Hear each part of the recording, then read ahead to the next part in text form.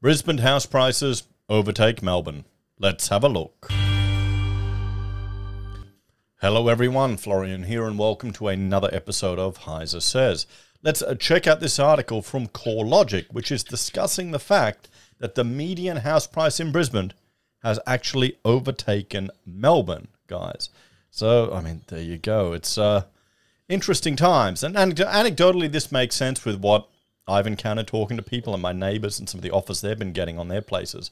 It's a bit crazy. Well, I guess it seems crazy to us, particularly if you bought years ago. Like, if you bought in the last 10 years, or 10 years ago, the prices you're seeing now just seem insane.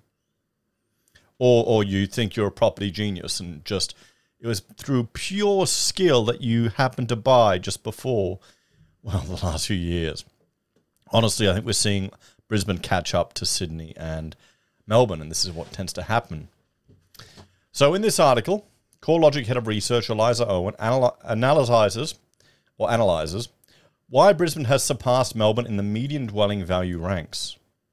Brisbane's homes have seen extraordinary capital growth in the past few years, rising 50.2% since the onset of the pandemic in March 2020.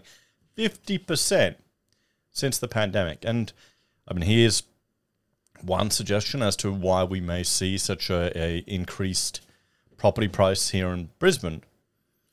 Could be that we've had a population growth because a lot of people wanted to get out of other states. The city's appeal amid an increase in remote work helped fuel strong population growth, increasing housing demand, driving down supply, and making it a seller's market. I mean, I guess you can... Yeah, I'm just thinking you can work... There's a lot of the big brands, big names, big companies are based in Sydney or Melbourne there. But now you can work remote. And if you have to, you can fly down. You could buy a house that you can afford, much easier than Sydney, and then just fly down once a week if you have to for 1 day or 2 days. You might be better off if you take account of all of the cost of living and you know, the interest payments you'd have on a much more significant loan in Sydney compared to Brizzy. At the end of last year, Brisbane reached a new milestone. The city now has the third highest median dwelling value among the capital cities behind Sydney and Canberra. In December, the Greater Brisbane median dwelling value was $787,000, surpassing Melbourne's median value for the first time since July 2009 by around $7,000. So we did it, guys. Cheers.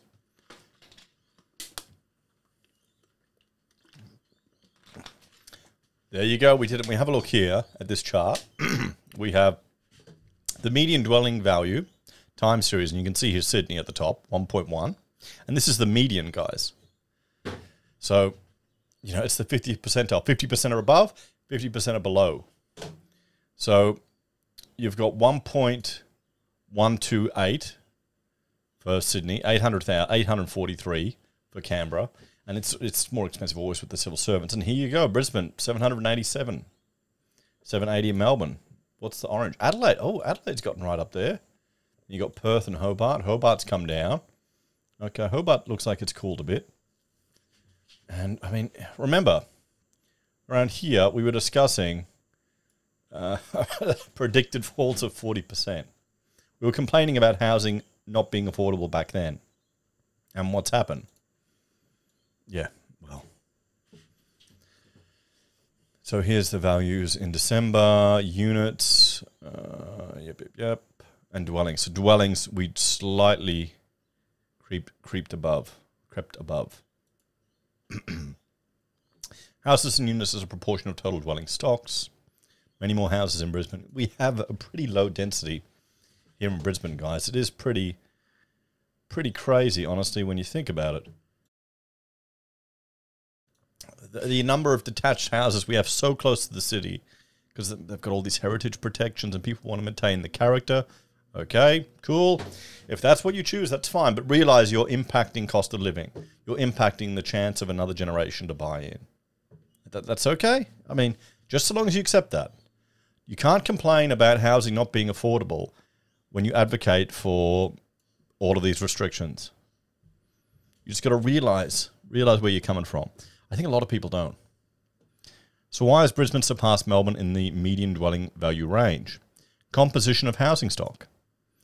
Despite recording a higher median dwelling value, Brisbane's median house and unit values are still 72 and 49 below Melbourne's median, respectively.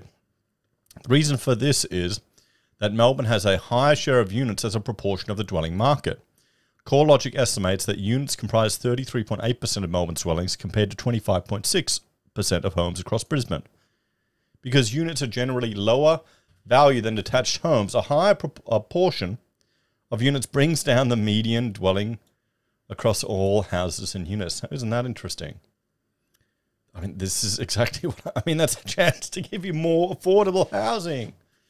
You've got to densify, okay? Yeah.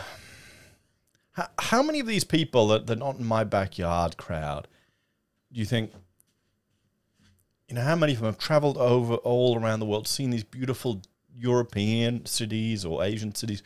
You've got density, amenity, and then go, we can't have that in Australia. We need to have, detached housing as far as the eye can see. And I'm not talking building a super towers. You just go, 3 to 4 up, 5 up, with a courtyard inside. Look at what they do in some of the European cities. Get cross ventilation and work with our subtropical climate here. Brisbane booms against a mild Melbourne upswing. Oh, hang on. In the near term, this compositional difference might rebalance a little. The latest building activity data from the ABS showed that as of June last year, there were 1.4 units under construction for every house in Victoria, compared to 1.6 for every house across Queensland.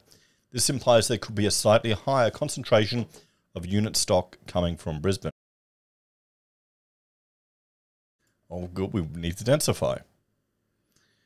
Since the onset of the pandemic in March 2020, Brisbane dwelling values rose 50.2% through to the end of last year. 50%. I mean, yeah.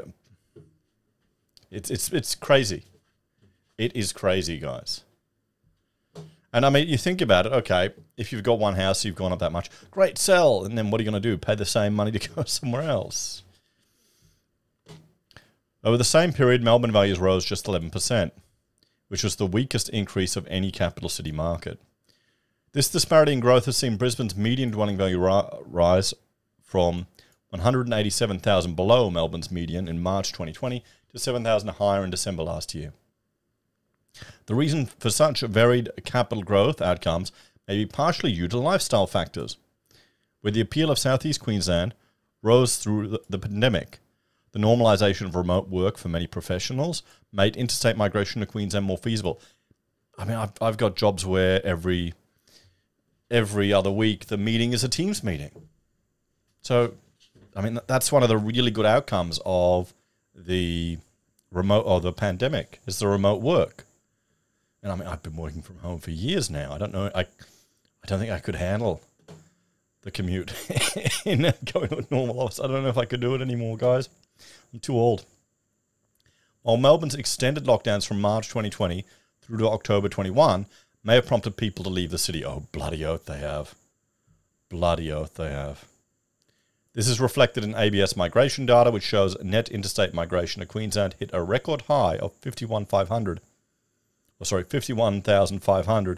in the year to end March 22. In the same period, net interstate migration to Victoria was negative 20,000. Net internal migration to Victoria bottomed out at a loss of 35,600 in the year to end June 2021 and was still negative as of June last year. People are leaving Victoria. Values fall across Melbourne were also exacerbated by the loss of overseas migration through COVID, but net overseas migration turned positive in 2022.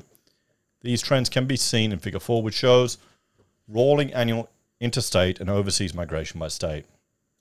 While most recent migration data is only available at statewide level, regional population data from the ABS shows that over the year to June 2022, Brisbane's population grew by 2.3%, more than double the rate across Melbourne of 1.1. Overall, Melbourne still had a higher estimated residential population of 5 million compared to 2.6 across Brisbane. I mean,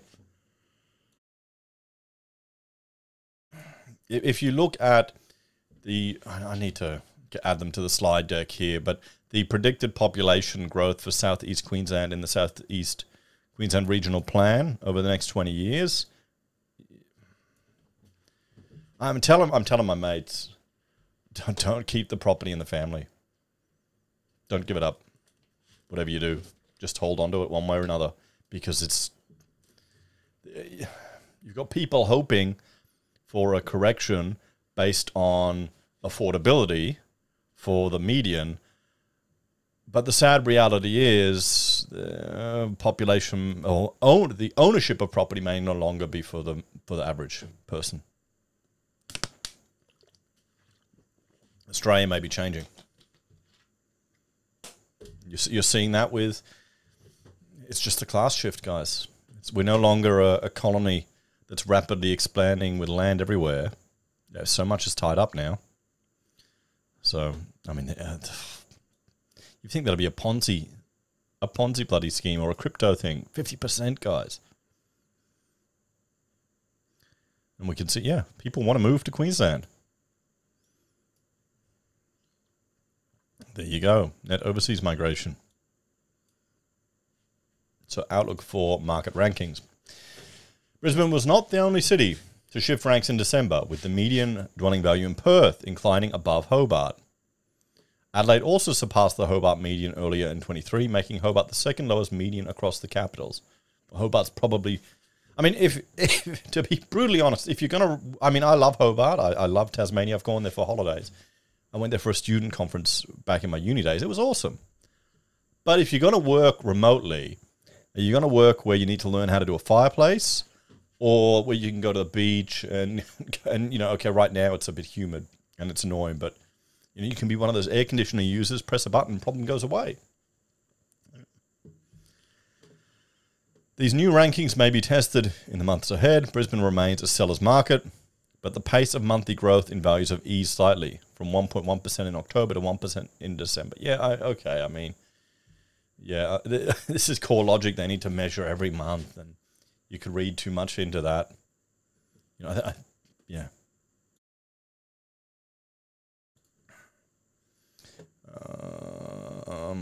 As home values in the city continue to rise, there is less claim to Brisbane being relatively affordable. No, it's not. And some prospective interstate movers may decide to remain in their city. No, they'll go to Perth. they'll look at Brisbane and go, no, we'll move to Perth, or we'll invest in Perth. Overall, the data reinforces the substantial impact that the pandemic has had on housing preferences and shifting market dynamics. Yeah, it certainly has. So let's have a bit of a chat.